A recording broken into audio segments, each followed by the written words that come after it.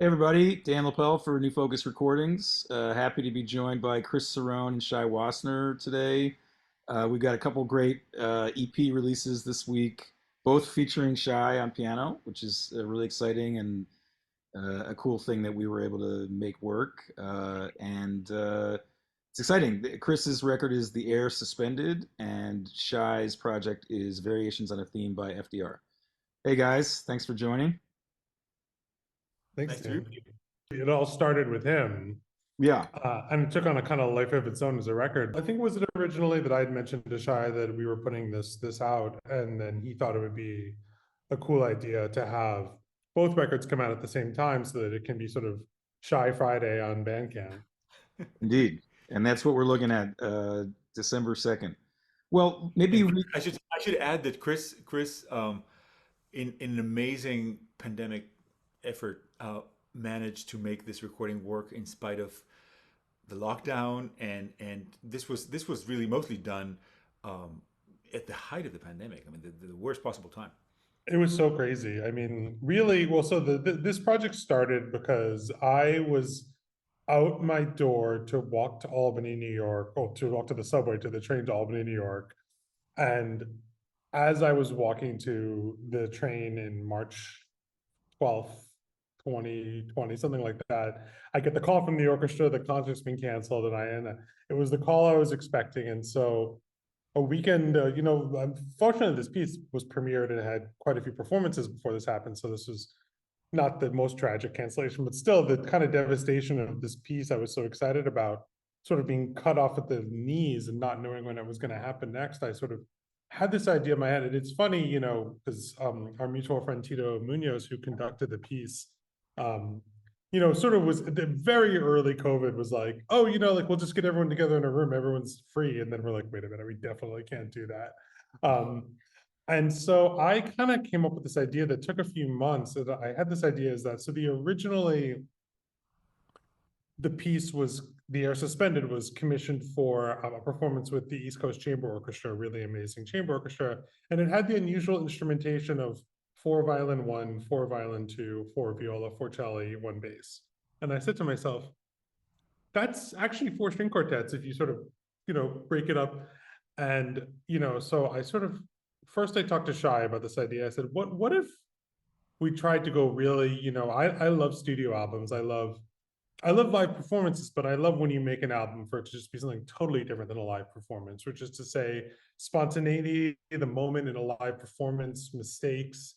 I love it. It's part of the game. But then when you're making an album, to make it something just really different. And so I had this idea with this piano concerto to first track Shy, and use tempos from his live performance to build a click around this so that it wouldn't just be me imposing, but rather, and I actually let him do the cadenza in real time and built a click track after the fact for it. And then asked the amazing Argus Quartet, who are good friends of mine. So I called them up and I said, you guys got anything to do? And they're like, nope. And I'm like, you want to record four string quartets worth of material? And they said, sure. So in a crazy way, Shai has never met Argus. They've never been in the same room together. And then Pat Svoboda came into the bass. And so I just had this idea that I think we can do this. And I think it sort of owes to the origins of how the music was written, as I wrote sort of recording piano and recording string parts and overdubbing them and layering them and then arranging the string part out of that. So kind of going back to the roots of the piece to find a way to record it. yeah, great. We've had a handful of projects that were produced in a similar way, obviously because of COVID, and I think all of us learned how to make much more elaborate click tracks. Oh my God. The creative click track became a definite thing, but also solving. I'm sure you had to deal with this with Mike Tierney was engineering it, right, and doing that. Yes. And Uh, we sort of scheme. Well, the truth is that I had this idea before the pandemic, but it just became a lot more real during the sure, of pandemic. course, but having to solve issues of like different space, different sort of ambience and reverb, mic placement, all this stuff. Yeah, Uh, and we actually talked to Ryan Strieber, of course, yeah, New Focus Recordings All-Star. When he recorded the piano part with Shai, we set up way more mics than usual. And yeah, we set up mics throughout the whole studio to get the feeling of a space, because we knew the rest of the quartet was going to be recorded such a small space that we wanted the Yeah, of course. piano everywhere. And we knew the piano, because the other thing about the piece is that the piano plays in every single measure of the piece. There's never a point where Shai's not playing. It's like, I actually think of it as kind of like a contemporary Brandenburg concerto that way or something. Cool. And so we knew that the sound of the piano was going to be the sonic glue that would hold the whole recording together. Yeah, and it has that immediate quality that you get when things are close mic'd and Oh, yeah. well mixed, and sort of giving the mixing engineer the license to sort of do a hyper mix as opposed to like a stereo Totally. player out in the hall or whatever. Let's take a listen Yeah. to some of, or sorry, did you want to say something else? No, go ahead. Do you want to just give people a sense of like the first minute maybe of the first movement? Is that seem like, or Well, bounce somewhere into the middle? sure. Sure. And the first minute of the piece came because I wrote the second and third first. And Shai said to me, Chris, there is no low piano part in this piece. It's no. And so I said, all right, I have a way of solving this. There's still a first movement to write. And so the whole piece kind of emerges out of just this ether of nothingness. The whole first minute is just a big build. The first 2 minutes of the piece are just a big build. So you'll hear the beginning of a build. Sounds great. And we're hearing the Argus Quartet, Pat Swoboda on bass, and of course, Shai Wosner on pianos. First movement of Chris Cerrone's The Air Suspended, and the movement title is From Ground to Cloud.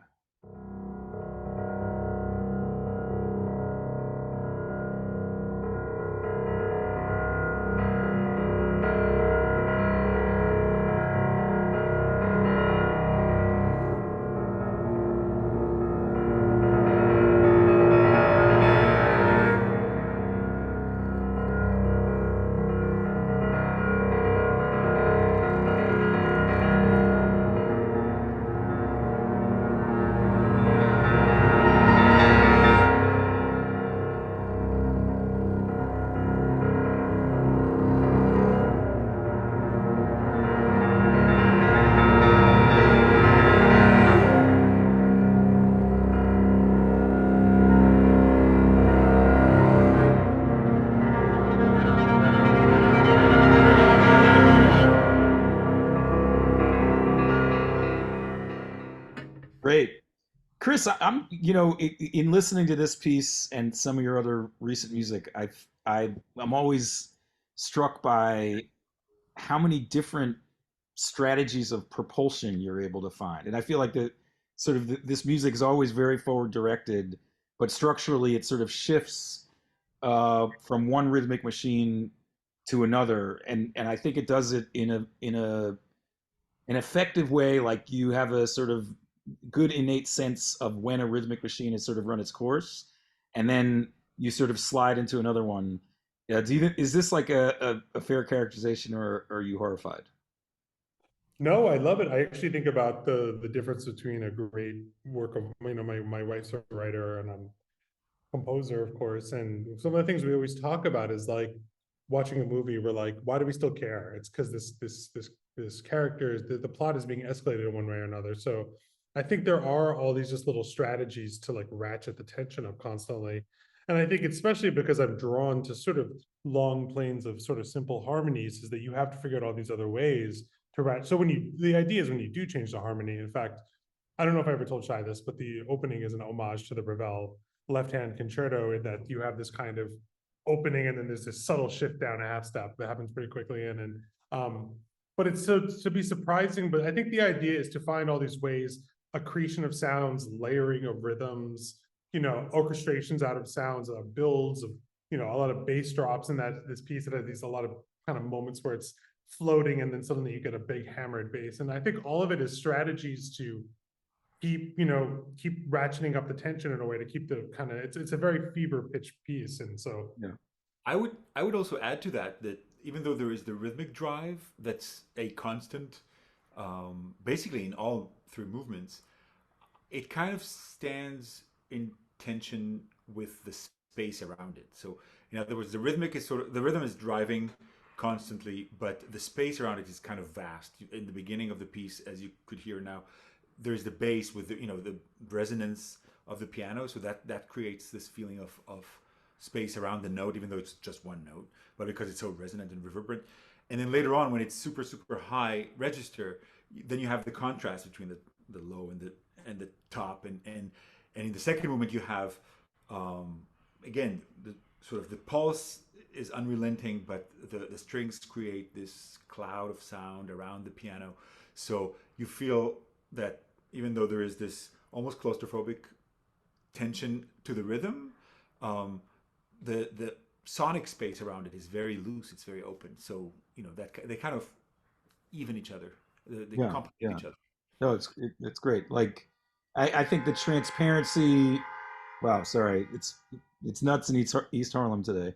Uh, the transparency of the texture often really allows you to see very clearly the ways that you're ratcheting up the tension, like you're describing, which I think is very cool. Hmm. Um, Great. Well, I know Shai has to go in a couple minutes, so I want to make sure we do spend time on your great solo project before you have to pop off the Zoom. This one's Variations on a Theme by FDR, and inspired by this fantastic quote that I'm going to go ahead and read. Remember always that all of us are descendants of immigrants and revolutionists, which is from a 1938 speech, but will probably never be irrelevant. It will always be topical. Yeah, Yeah. yeah. I guess I first thought of it when it occurred to me that not being born in this country, around the time that I thought about commissioning these pieces, I realized I had been here more than half of my life. So that kind of brought up questions like, am I still an immigrant, or am I new, or where's home? Is this now more home than Israel, where I grew up? So I started thinking about these things and decided to let a few composers that I like a lot just run with it and see how they feel about it and what their take on it is. And each of them essentially had the freedom to choose somebody to write about um, that fits that category in any way possible. And the results were really varied and interesting because they came up with very personal choices sometimes. Derek Brumell wrote about his wife Andrea Pinto Correa, who's also a composer, um, and the story of her coming to this country. Um, and at the same time, John Harbison wrote about a Russian modernist composer named Vladimir Dukelsky, who became Vernon Duke, uh, who's a very famous songwriter. Um, and Anthony Chung wrote about Teresa Cha, who's a writer who actually wrote about these things a lot, about assimilation and about alienation and being a foreigner and versus being a native. Um, and Wang Lu, who happens to be Anthony's wife, wrote about I. M. Pei, the architect, and his aesthetic. It's kind of a piece in his memory since he passed away fairly recently. It was written right after he passed away. And then the last piece in the album is Vijay Iyer's, I would say, commemoration of Kwame Ture, who's also known as Stokely Carmichael, and a very difficult and complicated life story, complicated legacy, and fascinating figure. Um, and as Vijay describes it, sort of the typical immigrant, not the typical immigrant, but rather the one that doesn't look to fit in, and sort of less well behaved, as Vijay puts it. And so it's really quite a fascinating piece. And the five pieces together form, if you will, kind of like a suite of sorts. Styles, of course, being extremely different, and yet somehow they do end up, I think, conversing with each other. Yeah, I would agree with that for sure. Do you want to? I know that this project is also connected to an organization that you're a supporter of. Do you want to quickly mention that so folks know a little bit more about? Yes, I thought that if we're going to put out a recording of this kind of project, I thought it would be the right thing to do to try at least to raise awareness for one of the many organizations that do amazing work in this field of accommodating and welcoming and supporting immigrants, especially those who come from very, very difficult circumstances. Um, and in recent months, there's been an amazing organization, grassroots organization called Team TLC NYC. It's very, very sort of, like I said, grassroots operation, working with the busloads of people coming from the border from Texas. And they've just been amazing. My wife took part in some of this, and we try to help in any way we can. And so I encourage people to go on their website and do what you can because they're really amazing people. Great, yeah, and we've got info about that organization on the website, the New Focus album page for your album. Let's maybe interrupt this chorus of car horns behind me. I love it. It's making me miss New York. This is the bonus track, and listen to an excerpt of one of these great pieces. What do you think might be a nice introduction? Well, um, how about Vijay Iyer's piece? We can Great. hear. Maybe how about that section, the sort of moto perpetuo section in the middle, the 13/8 stuff? Sure. Yeah, it goes well with the car horns. Yeah. Yeah, perfect. Okay, so this is an excerpt from Plinth for Kwame Ture by Vijay Iyer.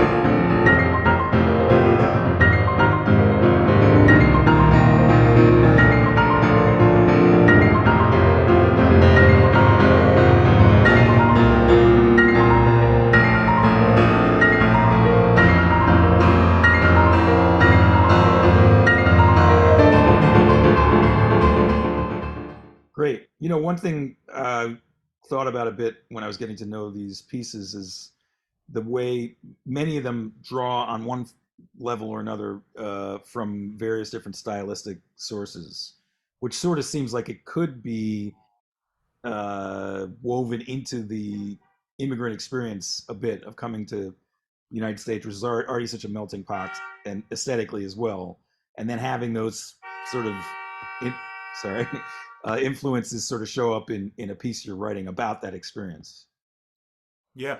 Well, some of this is coincidental and some of it is not because a lot of the composers involved have a relationship with jazz. Yeah, Needless to say, Vijay is known also as a great jazz musician, and Harbison is an expert on jazz and the figure that he chose to write about.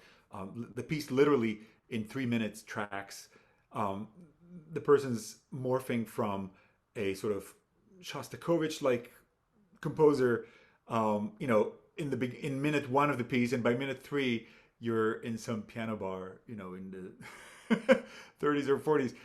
It's really quite amazing. He's the condensed that into the the anecdote that Stravinsky was very resentful of him was something I didn't know, and I thought that was a pretty cool bit of information. Yeah, yeah. I encourage people to look at the program notes by John Harbison because Yeah, it's quite yeah, a fascinating story. yeah. Um, This is Vernon Duke, by the way. I know we said it before, but in case anybody missed that, yeah, who's one of the great Tin Pan Alley singers, songwriters, not singers, songwriters. yeah. And in Derek Bramel's piece, there is certainly it touches on jazz since Yeah, it's about his wife who started off as a jazz saxophone player. yeah. Um, and but of course he adds other dimensions to that. It's not only that. Um, and other stylistic influences that I should mention are, for example, there is a hint of Chinese traditional music in Wang Lu's piece, although it's very, very, very subtle.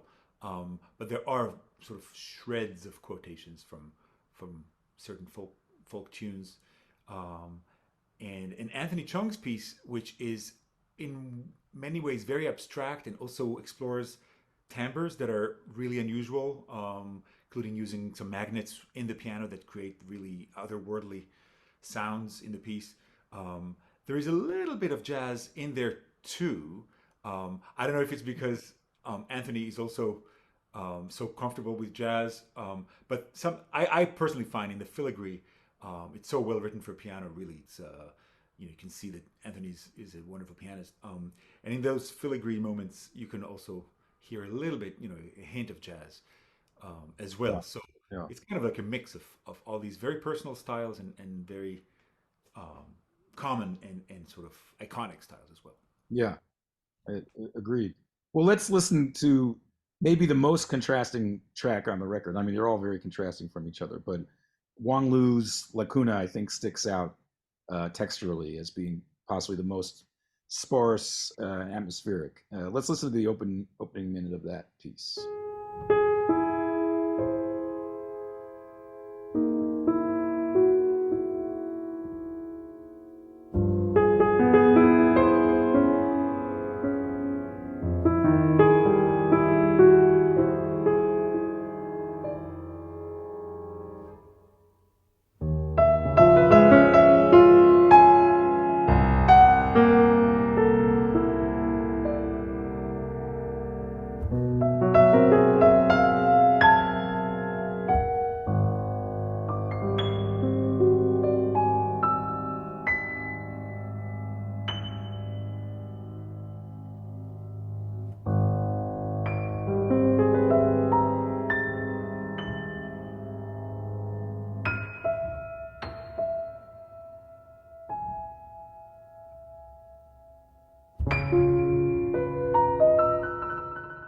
Wonderful. Well, it really is a great project that I think the quote elicited such creative results from these five composers, and I agree.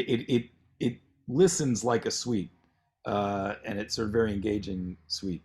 So just excited that it worked out so well to have this featured alongside the concerto with Chris.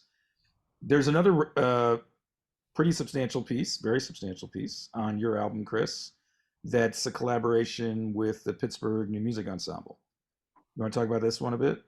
Sure, yeah. Well, you know, when I was thinking about this the piano concerto, sort of, you know, it's at first I was sort of going to be part of an album, and then I just think it sort of was so much its own thing that I didn't want to put it really with anything else too large. Because it's, you know, it's about 15 and a half minutes, but it's a very intense 15 minutes. And then I was sort of thinking about putting it out, and I was like, well, this feels a little short. And so I realized that I had this separately worked on this recording project with the Pittsburgh New Music Ensemble, and there were all these ties between the pieces. Particularly, they were actually written, I believe, back to back. I wrote Shai's Concerto, and then I wrote Why Was I Born Between Mirrors, which is my most divisive title. Some people really hate it. Some people really like it.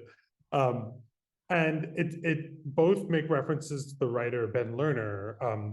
The Outer Movements quote Ben Lerner's poem Mean Free Path, and the title of my piece is Mirrors, is a quote of Lorca translated by Ben Lerner into from Spanish to English. And the whole book's kind of about translation and sort of living in another language, which I'm once again doing here in Basel, Switzerland, to not tremendous amounts of success.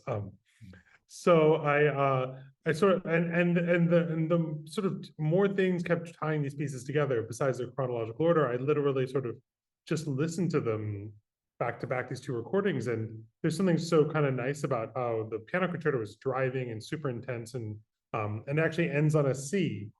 The note C starts and ends on the note C, and then the first note of the Mirrors is an A and C, A minor rather, and it just sort of perfectly flowed together, and it's really a much more kind of ambient, sort of chill piece. And I thought that was like a really nice way to sort of like have this long kind of like afterglow from the piano concerto. And it also featured the piano so differently. It does feature piano, it's for sextet, but it features prepared piano. So I thought it was kind of a nice kind of contrast between the two pieces. And Last but not least, it was written. I was also so it was another kind of pandemic project that I approached Spring Music Ensemble about recording the piece, and their artistic director Kevin No kind of drove around the country with his microphone, recording all these people, and then mailed the mics to me in Brooklyn, and then mailed the mics to Paris, and then to Copenhagen, where their violinists and pianists live. And so it was this kind of really international recording project. And so these two pieces felt like really lovely pairs to me. And so I thought it was like the perfect combination for the two pieces to come together. That's great. That's a cool variation on the remote recording theme, where the Yeah. mics actually travel instead of Yeah, well, because Kevin is obsessed with these binaural microphones, okay. but they actually do live performances, and so he wanted to have a consistency kind Yeah, of for the recording to have it. You can't record the same place, you can't record the same person, but you can use the same mics, and it yeah, really did help mix the whole thing. that's very smart. Yeah. Cool. Well, let's listen to the first minute of this piece. Why was I born between mirrors? We're hearing the Pittsburgh New Music Ensemble.